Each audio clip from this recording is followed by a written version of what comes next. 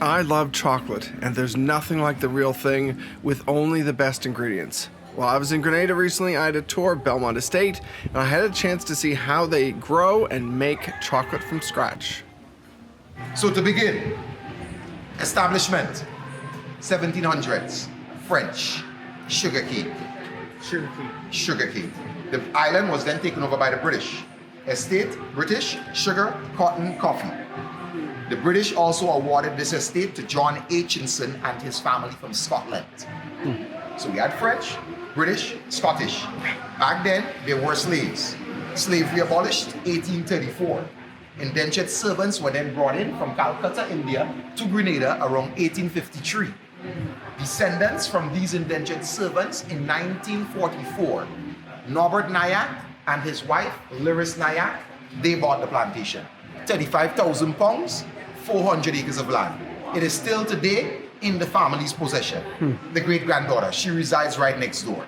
So 400 acres, 100 persons employed, Monday to Friday.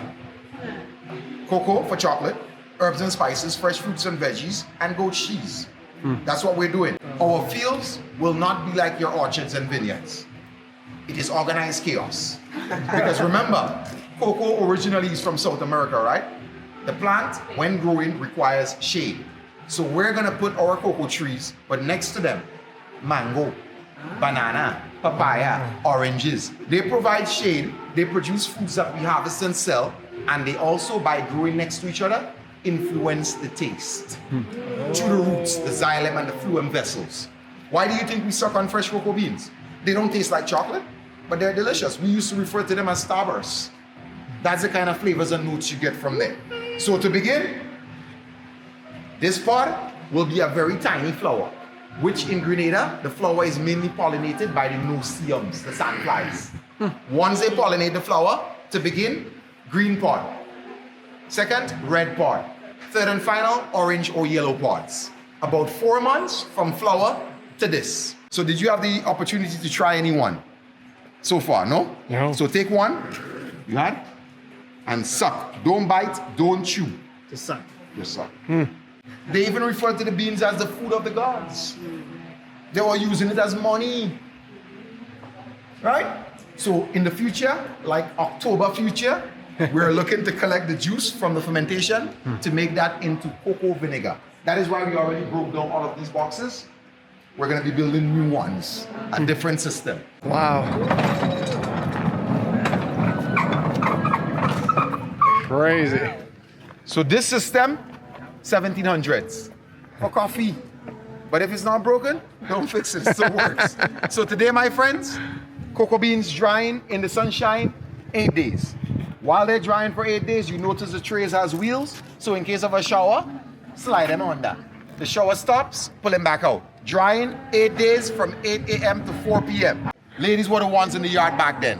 And I would also prefer ladies' feet in my chocolate, you know? So, ladies, let me see if I can find us a volunteer. And slide here, because it's just to turn it. He's a natural model. I'm a natural 100%. Cocoa Walker. Cocoa walker. Well done. Thank you. Do better. Because you may have to get plain chocolate bars. Right? And I'm not pulling your legs.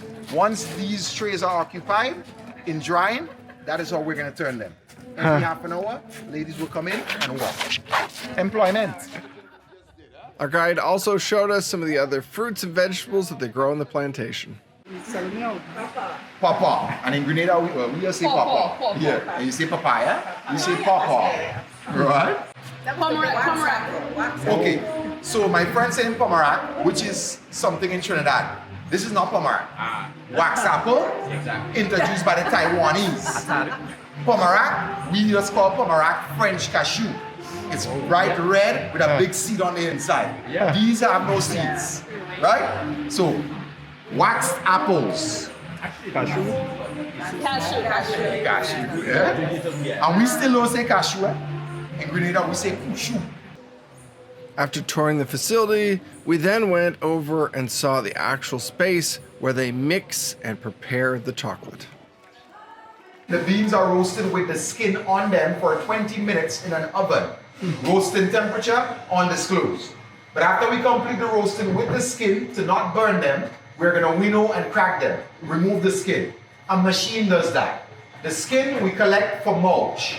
The nibs roasted we collect. You see the 3 mixers at the front there? If I were to put the roasted nibs into the mixers, left them in there mixing and grounding for 36 hours. After 36 hours in there, the nibs will break down into what? Liquid chocolate or cocoa liqueur. We are going to use the muslin, the cheesecloth, make bags. Pour the liquid chocolate in there and filter it. When you filter the liquid chocolate, you extract the cocoa butter and you're left in the bag with cocoa powder. Because even if you're making the milk chocolate, it's cocoa butter, cocoa nibs, powdered milk, and sugar. Dark chocolate, cocoa nibs, and sugar. But white milk or dark, 5 days in the grinders, in the mixers. 5 days. At the end of the tour comes the best part. We actually get to taste and try the chocolate and take some home. There was some great varieties of chocolate here. They have some really interesting flavors, and it's totally different from the kind of chocolate you buy in a candy store. This is the real deal. This was a great experience. I love their sustainable model.